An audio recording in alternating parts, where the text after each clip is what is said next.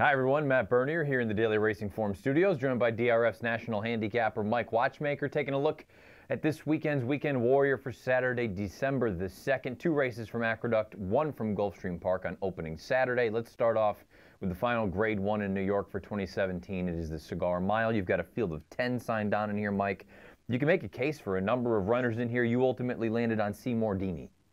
I did. I'm a huge Sharp Azteca fan. I mean, I'm just a real big fan of that horse. But despite that, I'm going with Seymour Dean here because I just can't resist him. I can't resist the prep he had in the Bull Ruler in his recent return from a layoff. I can't resist the fact that ever since he was so impressive winning the state dinner at Belmont in early July, he's been pointing to the Cigar Mile.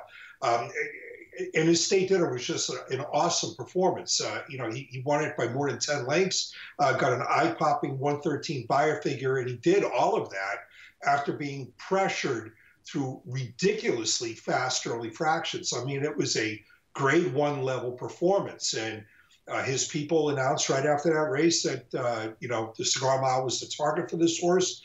He came back off of freshening and ran in the Bull Ruler last month at Belmont. And I think it would be an understatement to say that his performance in that race was intriguing.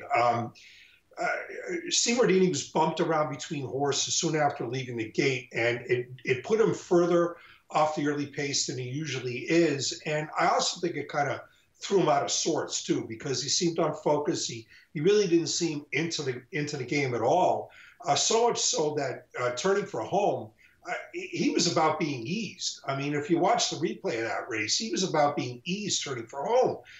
But then he settled in mid-stretch and he finished full of run to be beaten less than 2 lengths for all the money. He finished fourth and he galloped out far ahead of the rest of the field. I think that race really served its purpose. I think he's going to fire his absolute best shot in the Cigar Mile. And I think his best shot, given what he did in the state dinner, and despite the presence of Sharp Azteca, is good enough to win this race. Seymour Dean has shown in the past that he has good early speed. We know Sharp Azteca has good early speed. Perhaps the fastest early is Americanized coming in from the West Coast. What kind of trip do you envision Seymour Dean working out? Well, he drew post 2, so he's going to have to be fairly prominent early. Sharp Azteca is a speed horse, but he's not a need-to-lead type. He's a horse that can sit a little bit, and I think that the pace is going to be strong in this race. I mean, the paces in all Cigar Miles are strong, but I don't think it necessarily has to be suicidal. I think with Sharp Azteca being capable of sitting and with it, breaking from post 6 in the field of 10, I think that's the trip that he's going to pull. I don't think the pace necessarily has to be that fast. Look, Matt, we got to talk about Sharp Azteca because this horse is really good, and he's going to take a world of beating in this race. And he absolutely galloped in the Monmouth Cup 3 starts back. He absolutely galloped in the Kelso 2 starts back. And even though he was a narrowly beaten second in the Breeders' Cup Dirt Mile on Breeders' Cup Friday at Del Mar, I thought he ran a winning race because I'm firmly convinced that on Friday and on Saturday at Del Mar, the rail was absolutely not the place to be. It was funny. Wednesday of that week, it was opening day of Del Mar, and Wednesday and Thursday, inside speed was really good. And I don't know if it was an effort to even out the racetrack, but I think that whatever they did to it, it kind of swung the pendulum in the complete opposite direction, and it became an outside kind of closer's track, with the only horse over the 2 days to beat the bias being Gunrunner.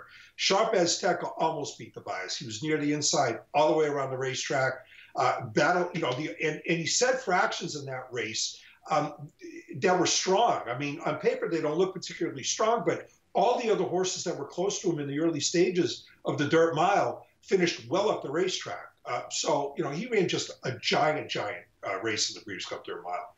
You have a number of talented horses that plan on coming from off the pace in this year's Cigar Mile, including the likes of Mind Your Biscuits, Tom's Ready, who won that Bold Ruler, that Seymour Dean is exiting. You also have Practical Joke and Beasley in this spot. Of that lot, is there anybody that interests you? Well, I'm leaning against Mind Your Biscuits. He was an okay third in the Breeders' Cup Sprint. He was out in the best part of the racetrack in that race, but his effort was okay.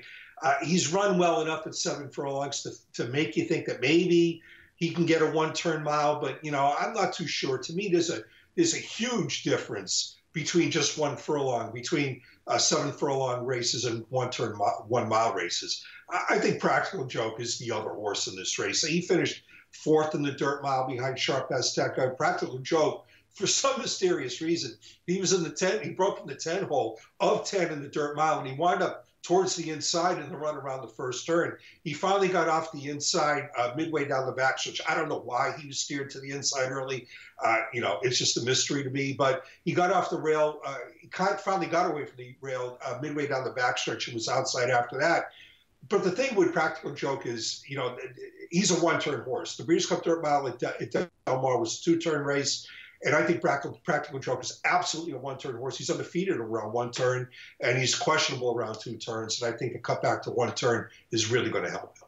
Race number 10, Saturday afternoon at Aqueduct. It's the Grade 1 Cigar Mile, the final Grade 1 of the year here in New York. Mike's going to go with the number 2, Seymour Dean.